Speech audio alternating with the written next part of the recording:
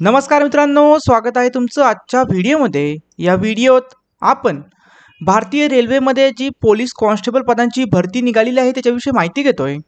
तर मित्रांनो, यासाठी जो काही सिलेबस आहे, सिलेक्शन प्रोसेस कशी आहे याच्याविषयी माहिती घेतोय। त्यासाठी मित्रांनो व्हिडिओ शेवटपर्यंत नक्की बघा। मित्रांनो, स्क्रीनवरती तुम्ही एक PDF पाहू शकता। याच्यामध्ये आपण जो काही सिलेबस आहे आणि सिलेक्शन प्रोसेस आहे त्याच्याविषयी माहिती घेतोय। आता जर तुम्ही महाराष्ट्र पोलीस भरतीची तयारी करत असाल तर मित्रांनो तुमच्यासाठी एक आनंदाची बातमी आहे, कारण की तुम्हाला जास्त एफर्ट्स घ्यायला लागणार नाहीयेत।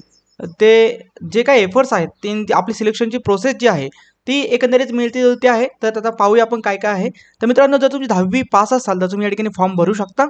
या ठिकाणी तुमची पहिली जी CBT 1 आहे ती 90 मिनिटाची असते मित्रांनो। यामध्ये मॅथमॅटिक्सचे 35 प्रश्न असतात। आता त्याचा सिलेबस कोणता आहे याच्यामध्ये आपण जर पाहिलं तर नंबर सिस्टीम आहे, whole number, decimal fraction, fundamental arithmetic, percentage आहे, profit and proportion, average, interest, profit loss, discount, use of tables and graph, mensuration and time and distance, हे टॉपिक्स मित्रांनो मॅथमॅटिक्समध्ये असतील।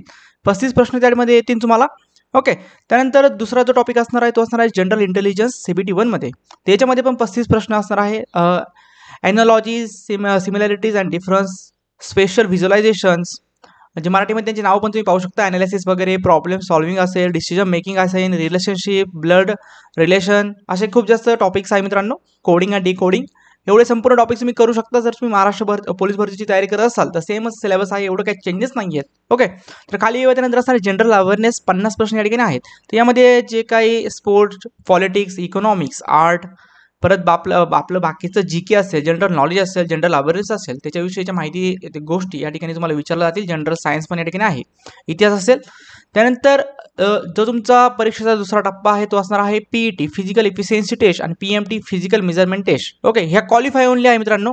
यामध्ये कुठली तुमचं एक हे होणार नाहीये, फक्त क्वालिफाय करायचं तुम्हाला, मार्क्स वगैरे काही नाही आहे त्याला। ओके, तर यामध्ये जी पहिली आपण टेस्ट पाहूया तिचं नाव असणार आहे PET फिजिकल इफिशियन्सी टेस्ट। तर मित्रांनो, या ठिकाणी कॉन्स्टेबल मेलसाठी 1600 मीटर पळायचं तुम्हाला 5 मिनिटं 45 सेकंदामध्ये। त्यानंतर लॉंग जंप असणार आहे 35 फूट लॉंग जंप तुम्हाला टाकायचे। त्यानंतर हाय जंप आहे 4 फीट। ओके, तर मित्रांनो या ठिकाणी जर आपण पाहिलं तर रनिंगसाठी 1 चान्स असेल आणि लॉंग जंप आणि हाय जंपसाठी 2 चान्स तुम्हाला मिळतील। मुलींसाठी पण सेम आहे, मुलींसाठी फक्त 800 मीटर आहे, 3 मिनिटं 40 सेकंदाचा कालावधी या ठिकाणी आहे। 8 फीट लांब जंप तुम्हाला टाकायचे, हाय जंप 3 फीट टाकायचे। त्यानंतर असणार आहे PMT फिजिकल मेजरमेंट टेस्ट। तर यामध्ये जर पाहिलं तर आपण हाईटचा क्रायटेरिया पाहूया। जनरल EWC आणि OBC साठी 165 सेंटीमीटर मुलांची आणि 157 सेंटीमीटर मुलींची हाईट पाहिजे। SC ST वाल्यांना 30, 160 आणि 152 आहे।